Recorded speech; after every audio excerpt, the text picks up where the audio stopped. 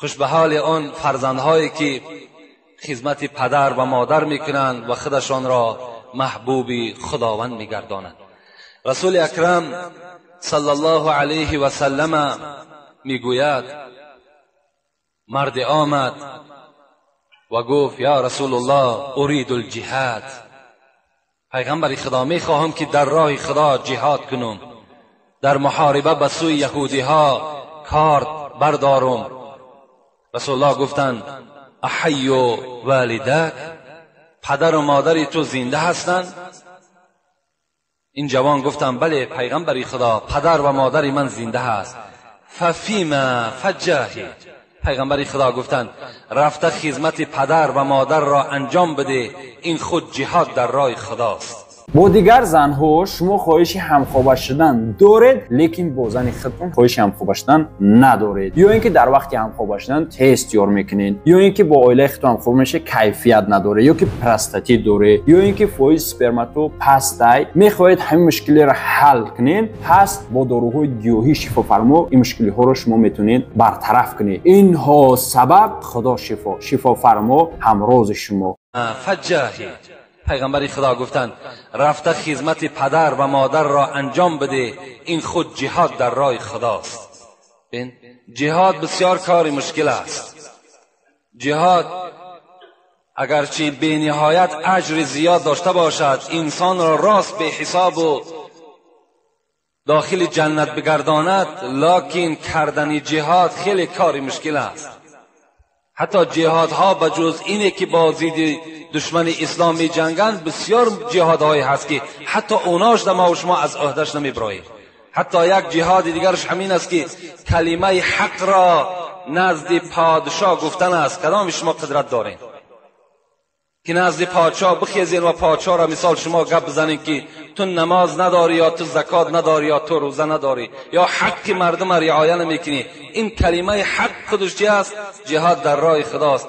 کدام انسان این جهاد را به جا آورده میتونه؟ اونی که مثال شمشیر میبرداری و از کودک زن میگذری، اینش یک جانب همین کلمه حق.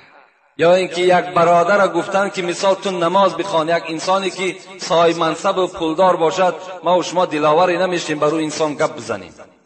اینم جهاد در راه خداست. برادرای عزیزی که قرآن خونده نمیتونید با زبان عربی، اینا با ترجمه تاجیکی و همچنین با حرفای کریلیکی طرز خوندن قرآن. اینا بسم الله الرحمن الرحیم، به نام خداوند بخشنده و مهربان. هم زبان عربی قدی نویسه، هم با زبان کریلیکی طرز خوندنش، هم ترجمهش هست. انا اعطیناک الکوثر فصل لربک وانحر. اینا یکم آیت به درستی که ما تو را کوثر عطا کردیم. یکم آیت نیم انا اعطیناک الکوثر. هر یک آیتی که میخونه ترجمهش هست، هم با زبان عربی نویسه، هم با زبان کریلیکی نویسه، هم ترجمهش با زبان تاجیکی است. السلام علیکم و رحمت الله و برکاته.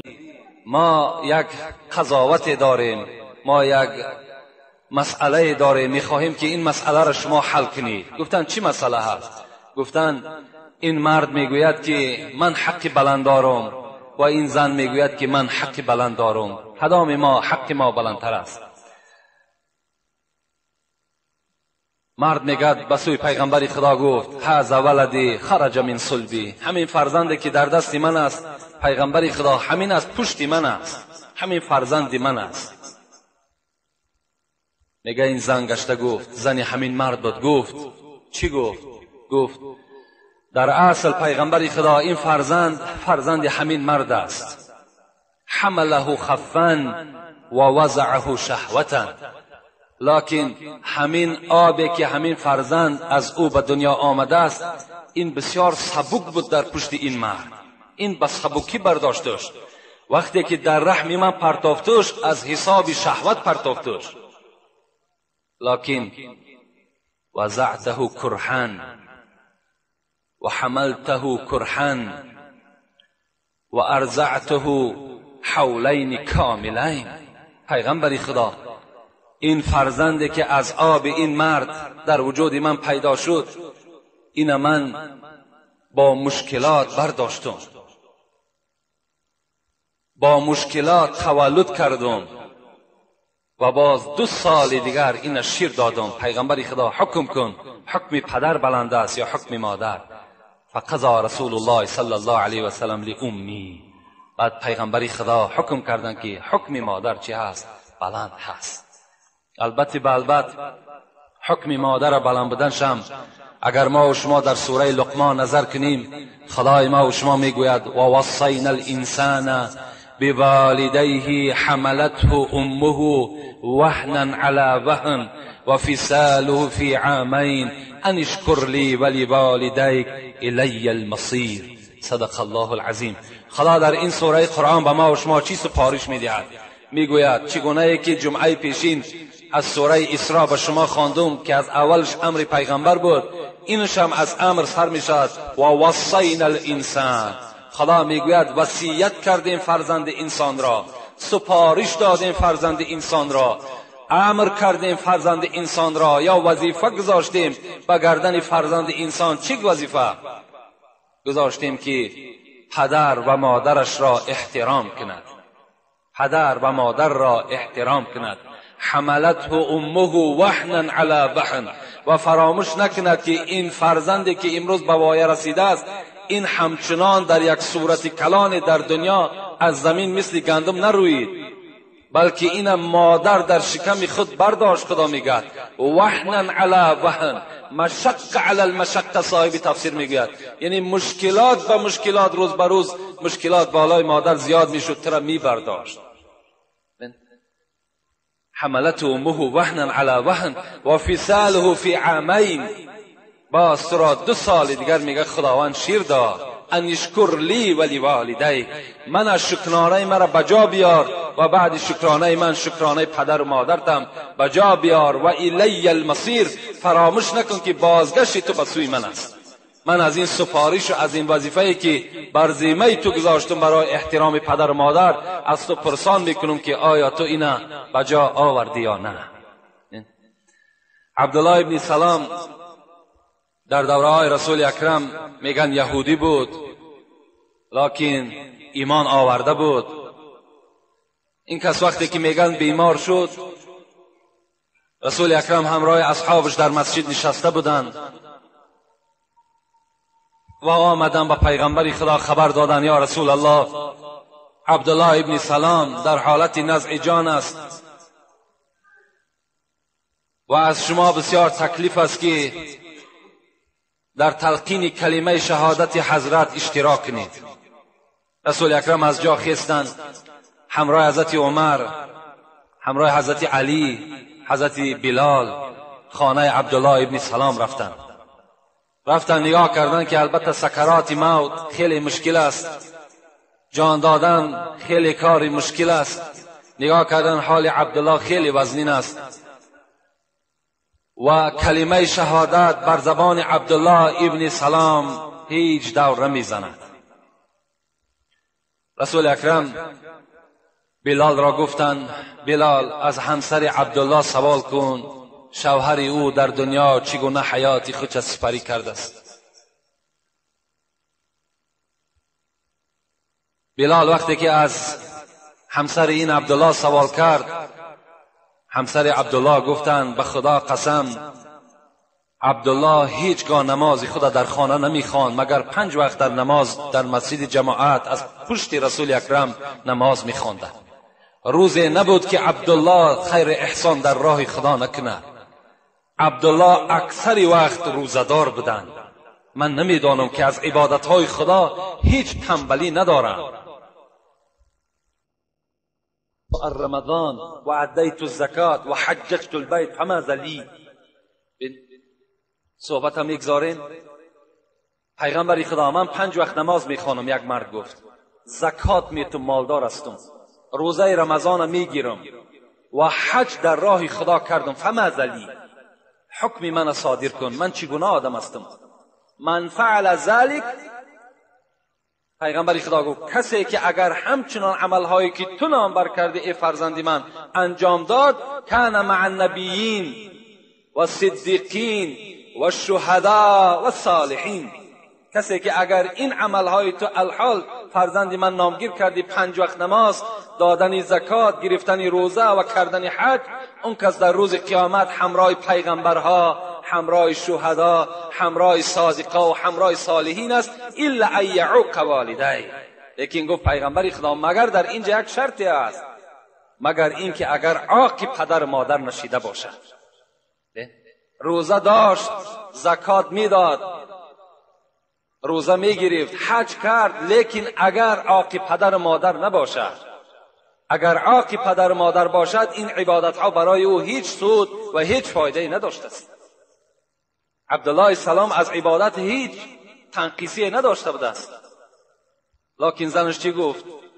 فکر میکنم گفت که مادرش از عبدالله ناراضی هست.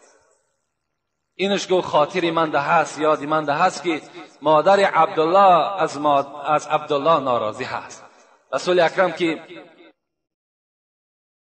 از پدر مادر دیدار بر ما و شما شیرینتر و عزیزتر است و غمخوارتر است و باید ما و شما از پدر مادر دیده پیغمبر خدا را دوستتر بداریم. رسول الله بی‌طاقت شدند. حضرت عمر و حضرت علی را گفتند نزد مادر عبدالله میرین و از مادر عبدالله پرسان میکنین و از او درخواست میکنین که از فرزند خود راضی بشود. حضرت ها خیستن آمدن گفتن تو مادر عبدالله هستی؟ گفتن بله من مادر عبدالله هستم. الحال گفتن میدانی که عبدالله در نزع جان است؟ مادرشون گفتن نه نمیدانم. البته وای به حال او فرزندی که از نزع جانش حتی که مادرش درک ندارد. این فرزند هیچگاه مادر نمیخواهد که حتی مصیبت فرزندش بیند، لکن در حالت مصیبت ما و شما اگر مادر ما زنده باشد، پدر ما زنده باشد، بالای سر ما و شما مغفرت گناه ما و شما را طلب کند، این یک شادی برای ما و شماست. از آنه که در مرده ما و شما نیاید، در معرکه ما و شما از حساب ملالی که داشته باشد نیاید، این برای ما و شما مصیبت است. گفتند من درک ندارم، لکن من در دنیا و آخرت از عبدالله راضی نیستم. وای به حال اون فرزندی که پدر و مادر میگوید من از فرزند خود راضی نیستم. بسیار کلمه دشوار است، کلمه هست که دیگر هم دنیا و هم آخرت فرزند حل میکند. من از فرزند خود راضی نیستم، نه در دنیا و نه در آخرت. حضرت عمر هراسان شدند، دوان به پیش پیغمبر آمدند، گفتند از زبان مادر این سخن صادر شد. رسول اکرم خود خستند، مادر آوردن نزد عبدالله شیناندن، گفتند به چهره فرزند خود نظر کن، در حالتی هست که اگر تو راضی نشوی کلمه شهادت بر زبان این فرزند تو نمیگذرد و حال مشکلات مرگ این آسان نمی شود. گفتم پیغمبر خدا، به حق خدا و پیغمبر که من از این فرزند راضی نیستم. گفتن چرا راضی نمیشوی؟ گفت این کسی هست که برای خاطر زنش مرا از خانه خود پیش کردگی هست، برای خاطر زنی خود، برای آنه که مثال شیرینی و محبت زن در دل او اثر کرد و مرا از خانه خود پیش کرد، من چگونه این فرزند ببخشم؟ رسول الله گفتند به حق آن چیزی که به حق آنه که من پیغمبری تو هستم و تو امتی من هستی، مادر عزیز از فرزند خود بگذر، از فرزند خود راضی شو.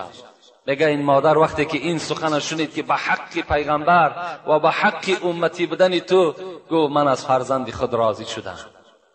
در زمان میگه نگاه کردن که عبدالله با صدای بلند لا اله الا الله محمد رسول الله را میگه بر زبان خود رانده کردن و به جان به حق تسلیم کردن. رسول اکرم بعد دفن این قبر چی گفتن؟ گفتن که وای به حال اون فرزندی که در دنیا مادر یا پدر از او راضی نباشد و خوش به حال او فرزندی که در دنیا مادر و پدر چی می شود؟ از او فرزند راضی می شود. خوش به حالی.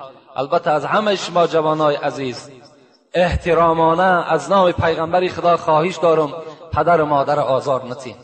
باور کنین اگر شما بخواهید که در قبر شما باغهای از جنت باشد و شما وارد جنت شین و قصرهای بهترین جنت از خود کنین، هر آینه پدر و مادر از خود راضی کنین. زیرا رسول اکرم گفتند که دعوت الوالدتی اسرع اجابتن، دعای مادر اسرع اجابتا. اسرع از کلمه چی است؟ در حال اجابت می‌یابد. گفتم پیغمبر دعای مادر در حال اجابتش میرسد. قیل لما یا رسول الله، پرسیدن چرا که دعای مادر در حال تأثیر میکند؟ گفت هی ارحم من الاب و دعوت الرحیم لا تسقطو. پیغمبر خدا گفتند زیرا که مادر از پدر دیده رحمتر است. رسول الله گفتند و دعای رحیم، دعایی که آدمی که رحم داشته باشد، لا تسقطو، نزد خدا نمیغلطد، بلکه اون چی میشود؟ بالا برداشته میشود و به اجابت میرسد.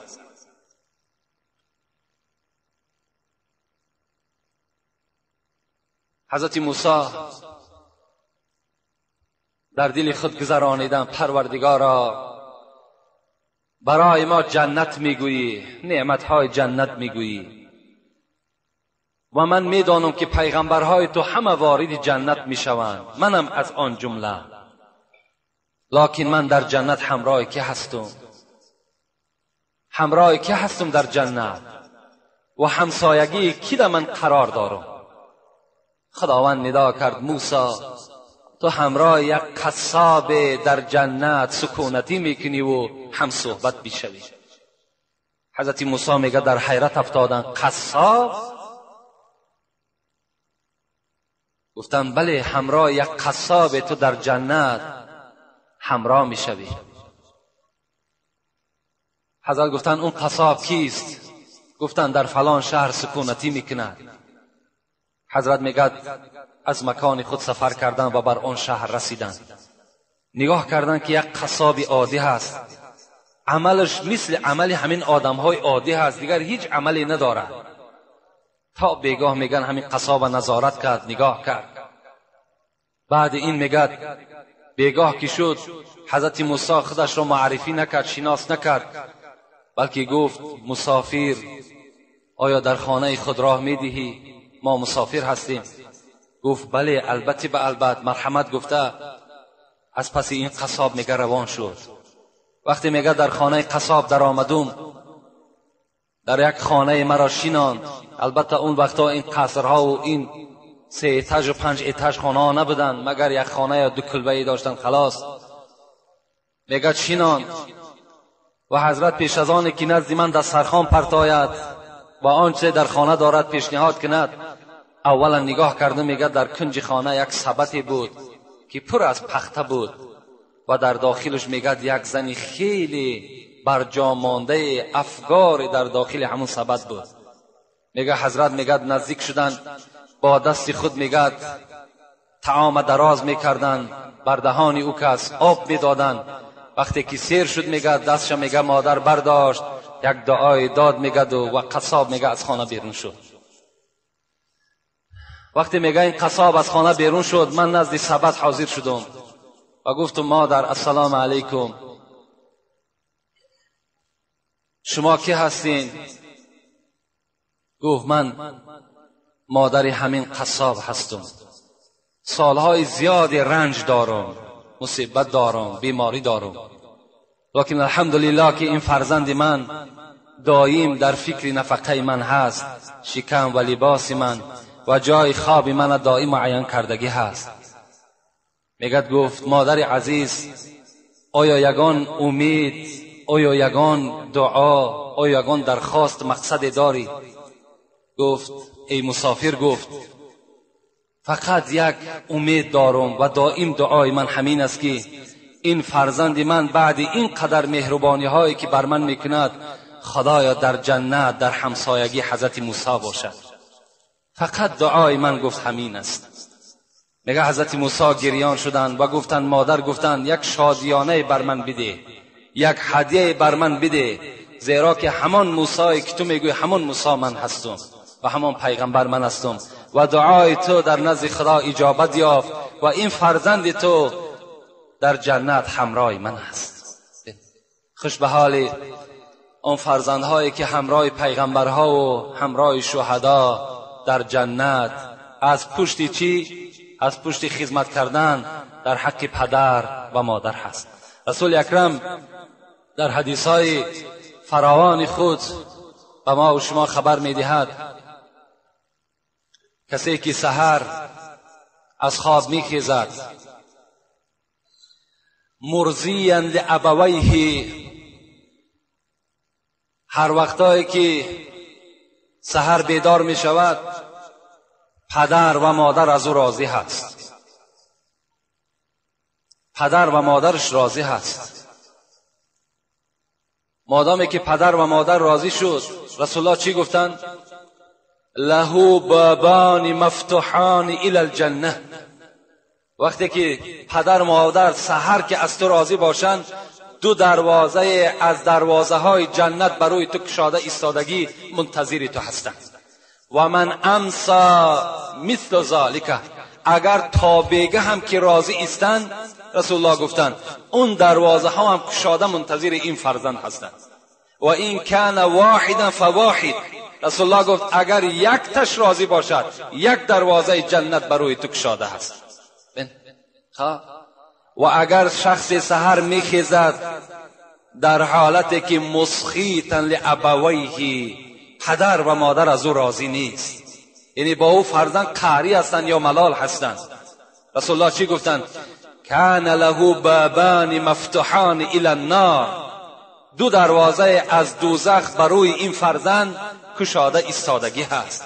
و من امسا مثل ذالک، اگر تا بگه این پدر مادر راضی نشد، اون دروازه های دوزخ برای این فرزند چی هستند؟ کشاده و منتظر این فرزند هستند. و این کان واحدا فواحد، اگر یکی همین هم غضبناک باشد، میگد ملال باشد، ناراضی باشد، یک دروازه دوزخ برای این فرزند منتظر است. لکن در دوام رسول الله چی گفتند؟ و این ظلما و این ظلما و این ظلما، 3 بار گفتند اگر چنده که پدر و مادر تو ظالم باشد، پدر و مادر تو ظالم باشد، پدر و مادر تو ظالم باشد، اگر چند پدر و مادر ظالم هم باشد، تو چیکار کن؟ تو خدمتی در حق پدر و مادر برای خود روا ببین و خدمت از آنها کنده نکن. زیرا خدا را بین در سوره همین لقمان و ما و شما چی میگوید؟ امروز بسیار جوانها میآیند پیش ما، سوال میکنم پدر من فلان گپ گفت، آیا من در همین گپ خلافی اگر پدرم کار کنم چی میشود؟ خیلی خوش به حالشون که سوال میکنن و جواب خودشون هم میگیرن.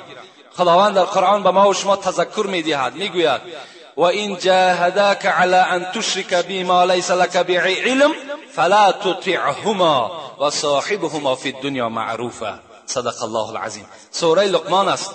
خدا میگوید اگر پدر و مادر بر کدام شما ای فرزندها امر کنند این که فرزند من به خدای خودت مشرک شو، یعنی شریک در ذات خدا بیا، یا میگویم فرزند من نماز نخوان، فرزند من روزه نگیر، فرزند من مالداری زکات نده، فلا تطعهما، این پدر و مادر بزم این قدر احترامی که دارن تو اطاعتشون نکن. در حالتی که به خدای خود گناهگار شدند پدر و مادر تا اطاعت نکن. و صاحبهما فی الدنیا معروفا، لیکن اگرچند پدر تو کافر هم باشد، مشرک هم که باشد، مفسرای قرآن زیاده از 10 تفسیر ما در خانه داریم، همش چی میگن؟ و صاحبهما فی الدنیا معروفا، با این پدر کافر، با این پدر مشرک تو چیکار کن؟ معامله خوب کن، در حق اینها خدمت کن.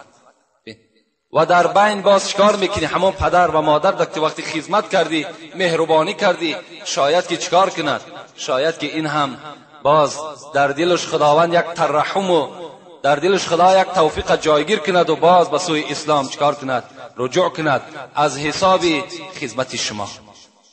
حتی حضرت موسی را میگوید در روایت ها میآید که وقتی که بالای کوه تور میرفت با خدای خود میگد نازیده گپ میزد، می نازید که ما با خدای خود چیکار میکنیم؟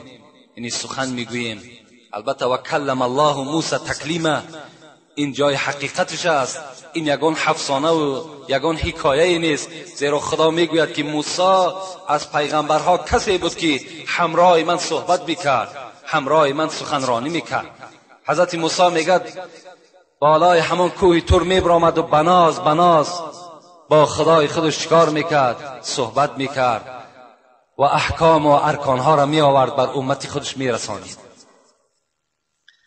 روز از روزها میگه حضرت موسی بالای همین کوه تور با خدای خود میگه، راز میگفت. خداوند خطابش کرد، موسی گفت تا امروز اگر یاد داشته باشی تو به ناز گپ میزدی، مینازیدی.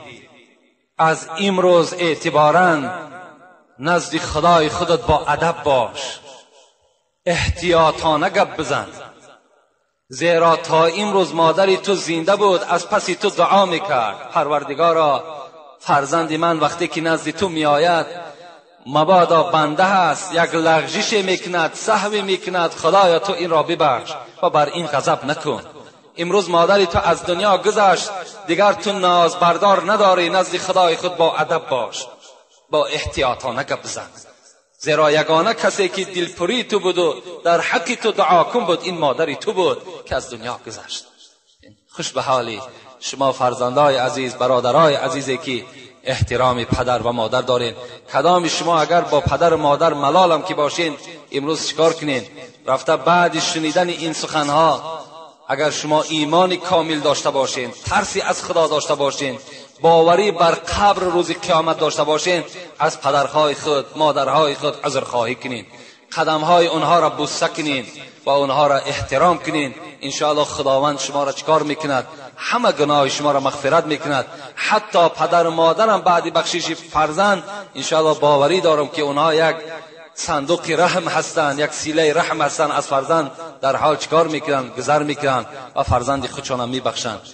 و از این بزرگها بایزید بسطامی هم که خیلی از اولیاهای متقدمین بود، حضرت هم از خدمت پدر و مادر به این درجات خیلی بالای رسیدند که قصه های این حضرت بایزید بسطامی در کتابها خیلی زیاد وارد شدگی است، مگر یک قصه ای که در حق پدر و مادر چگونه خدمت کردند. مولوی جنون در نظمهای خود یادآوری میکند، میگوید چنین فرمود روز آن جگر ریش، چنین فرمود روز آن جگر ریش، زرنج و هم فتوحاتی رهی خیش. حضرت بایزید حکایه میکند که حضرت میگد روز این جگر سوخته راه خدا میگد یک از رنجهای خود، از خیلی مشقتهایی که در خدمت مادر کرده است روز حکایت کرد و به چی مکافات نائل شد. صحبت داشت که بودی مادرم در بستری خواب،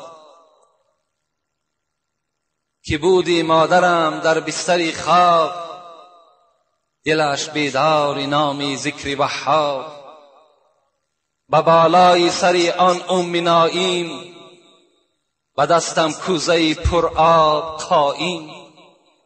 حضرت بایزید بسطامی میگوید مادر من بیمار شد، بستری شد، افگار شد، دیگر قوت خیستن نداشت. من که فرزند او بودم، من که پیرو قرآن بودم، من که پیرو محمد بودم و از خدمت پدر و مادر که آگاه بودم، بر بالای سر این مادر خود میگد ایستاده بودم که مادرم فریاد زد فرزندم آب بیار.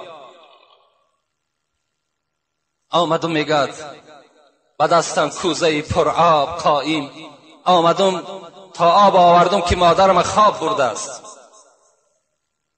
کوزه را داشتم در دستم، زی وهمی که مبادا آب گوید، زی وهمی که مبادا آب گوید، مرا در جستن آبش بجوید. حضرت میگوید من قایم بودنم، راست بودنم و چی مقصد بود؟ و مقصدی که شاید که مادرم آب بگد اگر مرا غافل بیابد یا مرا نیابد. چنان کردم در آن شب انتظارش، دو دستم خسته شد دل انتظارش. چنان همان شب میگد برای من مشکل آمد که در دستم کوزه خود قایم راست ایستادگی، دو دستم میده شد دل بی قرارش، دلم بی قرار می شد، دست ها مانده می شد. با وقتی صبح شد از خواب بیدار، که بودی تشنه لب آن آب تیار. حضرت میگوید صبح شد، میگد همان قایم ایستادن من، فرمان خدا مرا نگذاشت که من در جای خود بشینم، بلکه همان کوزه میگه در دستم و ایستاده. نگاه کردم مادرم وقتی صبح میگه از خواب بیدار شد که بودی تشنه لب آن آب تیار. و مجرد میگه بامداد که بیدار شد آب گفت، آب درازش کردم بینوشید آب گفت ای نیک فرزند، نیاسایی دم تو ای جگربند. البته مادر است، غمخوار است. وقتی آب گفت نگاه کرد فرزندش راست ایستادگی هست. گفت ای نیک فرزند، ای فرزندی که دنیا و آخرت تو آباد است، نیاسایی دم تو ای جگربند. چرا تو یک دم آسایش نکردی؟ چرا یک دم راحت نکردی؟ شبی تاری دراز کوزه برده است، شبی تار دراز کوزه برده است، چرا ننشسته ای شیدای سرمست؟ میگه حضرت گفتند مادرش که ای شیدای سرمست، ای دوستی خدا، این شبیت راست تو همین بالای پا قرار داشتی و این کوزه در دستی تو بود؟ میگه حضرت چی گفتند؟ که گفت از ترس آن که آب گویی، که گفت از ترس آن که آب گویی، اگر غافل شوم هر سو بجویی. گفت از خاطر آن من بالای سر تو ای مادر قرار داشتم که مبادایی که اگر یکی آب میگفتی دویم باره من خواب میشدم که بر تو آب میداد. زی تأخیرم ملال آید بخاطر، زی آزارت بجانم میرسد تیر. اگر تأخیر میکردم از تأخیر کردنم میترسیدم، اگر آبت نمیدادم بر جان من صدها تیر مصیبت و مشقت آمده میرسید. از این خاطر گفت حضرت چیکار کردم؟ من بالای پای خود راست ایستادم و خدمت تو را یک شب انجام دادم.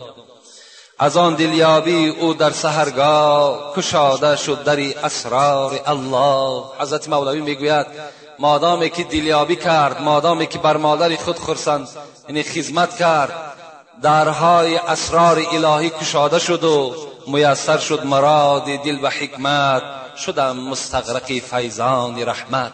وقتی که میگد که اسرار، درهای اسرار که کشاده شد، چکار کرد؟ فیض خداوندی، رحمت خداوندی بالای من همون شب ریخت و من بر این اولیاگی و به این درجات هایی که رسیدم همه از حساب چی بود؟ از حساب پدر و مادر خدمتش بود. حتی که همین سلطان ویس قرنی که ما و شما داریم، همین حضرت هم از خدمت مادر به این درجات رسیدن که رسول الله خود حضرت سلطان ویس قرنی را ندیدند، لکن به اصحاب خود فرمایش دادند که ابو بکر تو هم سلطان ویس قرنی را نمیبینی، لکن عمر تو بر او چکار میکنی؟ تو بر او رو پرو میشوی. این از معجزه های پیغمبر بود که در حدیث های صحیح پیغمبر میگذرد. تو کسا میبینی و اون کسا چکار کن؟ از سلطان ویس قرن تو دعا طلب کن، تو دعا طلب کن. که وای گفتن رسول اکرم وای از کجا میشناسیم؟ گفتن کفی دستش سفید است، یعنی کسلهای سفید شده باشد، کفی دستش گفتن سفید است. از این گفتن شما حضرت سلطان ویس قرنی را میشناسید، از او دعا طلب کنید. بین حضرت عمر یار دوم پیغمبر خدا که رسول الله گفته بود انت فی الجنه، ای عمر تو در جنت هستی، باز عمر را سپارش داد که دعای حضرت سلطان ویس قرنی را بگیرید. برای چی؟ برای که او خدمت مادر کردگی است و خدمت پدر کردگی است. در مسئله ها میگذرد کسی که عاقی پدر و عاقی مادر است در امامتش کراهیت است. این اگرچه عالم است، اگرچه مفسر قرآن است، اگرچه یعنی چی رتباتی نداشته باشد، اگر عاقی پدر و مادر باشد در نمازی که به مردم میخواند کراهیت دارد. تا این اندازه را فقهای ما و شما مهنت ها کردگیند. کدام پدر و مادری که از کدام فرزندی که اگر ناراضی گذشته باشد، یعنی گذاشته رفتن، برای اونها را هم ابولیث سمرقندی توصیه میدهد. شاید که این فرزندها از حساب نادانی کردند، یا شاید فرزندهایی باشند که این چنین خدمت‌هایی که الان من ذکر کردم از گذشته ها شاید این خدمت‌ها را نکرده باشند و افسوس بخورند که اگر پدر و مادرمان میشد هر آینه این خدمت‌ها را میکردیم و دعای اونها را میگرفتیم. برای اینها هم وظیفه است. ابولیث سمرقندی میگوید برای آن کسانی که افسوس میخورند که پدر و مادر از آنها راضی شود و این فرزند اهل جنت شود، یا فرزندی که پدر و مادرش از اون ناراضی گذشتگی هست، اونها چیکار کنند؟ اونها باید که اولا گفت حضرت ابولیث سمرقندی هم که محدث است میگوید که اولا خود فرزند باید صالح باشد، برای اینکه اگر پدر و مادر از او راضی شوند، پدر مادری که گذشتگی هستند بخواهند که اگر اونها را در قبر از خود راضی کند، در دنیا خودش صالح باشد. یعنی هم فرزند نمازخوان باشد، فرزند حلال خور و حلال رفتار باشد. دویم وظیفه‌اش با رفیقهای پدر و مادر رفت و آمد داشته باشد. سیوم وظیفه‌اش خیر احسان در حق پدر و مادر کند. اون پدر و مادر از این فرزند در این دنیا راضی می شود، اگرچند که ناراضی هم که از دنیا گذشته رفته باشد. و برای آن کسانی که پدر و مادرشان زنده هستند فراموش نکنید که جنت و دوزخ شما در پیش شما هست. اگر راحت جنت میخواهید مرحمت، و اگر درهای کشاده دوزخ میخواهید هم مرحمت در دنیاست، در پیش شماست. لیکن فکر میکنم که عذاب دوزخ ما و شما طاقت نداریم. عذاب دوزخ علاوش آتشش مثل آتش دنیا نیست، بلکه 70 برابر رسول اکرم گفتند از این آتش دنیا فرق کننده است. شما برای یک تجربه بالای یک همین گاز شما شعله‌ور کنید، بالای همون یک بگیم ثانیه دستان بالای همون بدارین. در آتش دنیا شما طاقت ندارین، چگونه مثال آتش دوزخ ما و شما طاقت میکنید؟